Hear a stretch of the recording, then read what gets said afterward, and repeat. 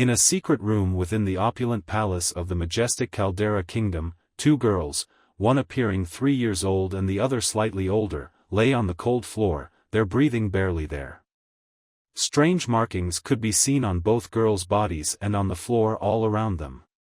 The younger girl fiercely resisted the malevolent ritual carried out, the wails and screeches resonating for a long time, but in the end, she could only succumb to the overpowering dark power. As for the older one, though she had been put to sleep before the ordeal, she still released pained cries in her slumber. An ostentatiously dressed beautiful woman stood a short distance away, her expression anxious and almost distressed. "Is it a success?" she asked in a trembling voice. "Is my daughter okay?" Though the younger girl was in a much more critical condition, her worried eyes remained rapt on the older girl. A middle-aged man wearing a dark cape approached the older girl, observing her closely. "The process took a toll on her body, but I believe she'll be able to survive this." The woman's hands tightened into fists. "Why didn't you tell me that it would be this excruciating? My poor baby cried so much." The man cast her an annoyed glance. "I did warn you repeatedly that this procedure will place both girls in danger, especially since they're so young.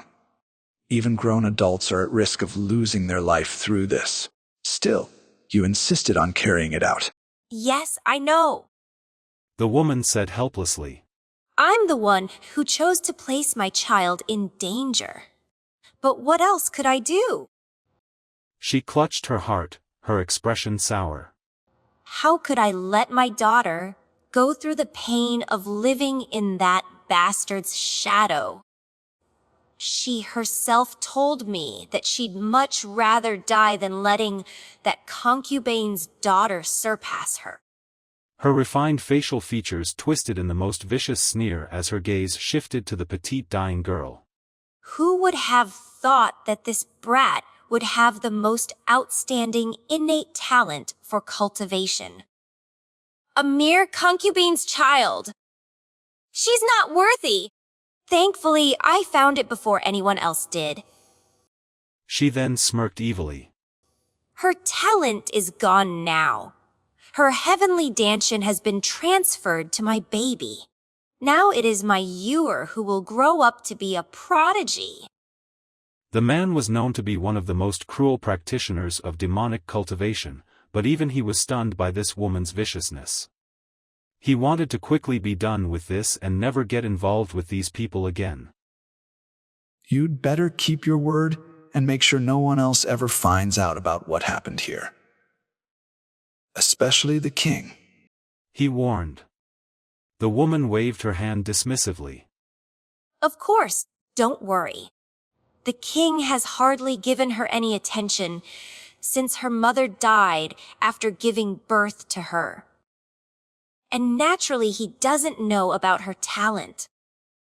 When he comes back, I'll just tell him the brat fell off a balcony because of a servant's negligence. He won't suspect anything. Her expression once again turned worried. Can I take my daughter away now? I need to have a doctor examine her soon. The man nodded. "It should be safe to remove her from the encirclement now." Not wasting a second, the woman quickly carried the older girl away. The man checked on the neglected younger girl. "What are you going to do about her?" Isn't she dead already? The woman asked disdainfully. "She's still alive, though barely." He said in awe. "It's amazing that she's still holding on even after all this." How annoying! The woman grumbled. I know she'll die soon, but just to be sure. She then summoned a guard and commanded him to throw the girl into the Death Valley. One of the most perilous places on this continent where even the most advanced cultivators can face death. The man shook his head as he headed out of the castle. Who said that demonic cultivators had the worst mentality? That woman just now was clearly much worse than him. It's a pity that this talented girl had to fall at her mercy, but it's no longer his problem now. The Balzamia Forest was a place shrouded in mystery, a most complex puzzle for explorers. Amidst its serene beauty lay many hidden dangers, claiming the lives of even the toughest. Like a lure, fooling the unsuspecting to their doom, a quiet and almost peaceful atmosphere always reigned in this deadly place. Deeper in the treacherous woods, where the divine energy as well as the dangers abound, an old man could be seen quietly meandering between the towering trees. Though his face was old and wrinkled, projecting the vicissitudes of life, from his sharp eyes and overwhelming bearing, there was no denying his wisdom and latent power. Normally, this reclusive hermit spent most of his time in closed-door cultivation, but today a slight disturbance compelled him to venture into these thick woods. Old Gao reached the vicinity of the river where he sensed the disturbance, but then stopped short at the sight before him. A tiny girl, no more than 3 years old, could be seen lying along the river bank, half of her body still submerged in the water. The strong current seemed about to drag her upstream, so old Gao activated his inner Qiao and flew over, pulling the child fully to the surface. Staring at her cute and petite, but incredibly pale face, he already knew that her situation was hopeless. Still, he held the girl's wrist and channeled his inner Qiao into her body, checking her condition. A few seconds later, he abruptly released the girl's hand, his gaze horrified. His expression then morphed into pity. Dear Lord, how could anyone do such a cruel thing, and to such a small child no less? He shook his head sadly. From his examination, there was no doubt that the girl previously possessed the supreme heavenly Danshan, one of the most powerful cultivation talents, but someone stole it away, then cast her away to die in this dangerous place. Yet, against all odds, she was still holding on to life at this stage.